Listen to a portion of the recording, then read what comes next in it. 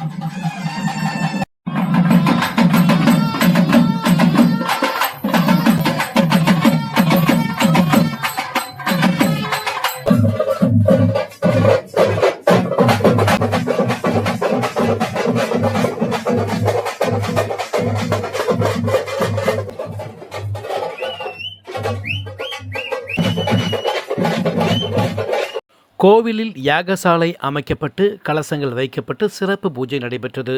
இதில் உள்ளூர் மற்றும் வெளியூர் பக்தர்கள் ஏராளமானோர் கலந்து கொண்டனர்.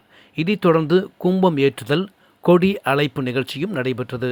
இதற்கான ஏற்பாடுகளை வீரகேரளம்புதூர் தளவாய் ஸ்ரீ சுடலைமாட சுவாமி கோவில் நிர்வாகிகள் விழா கமிட்டியார் செய்திருந்தனர்.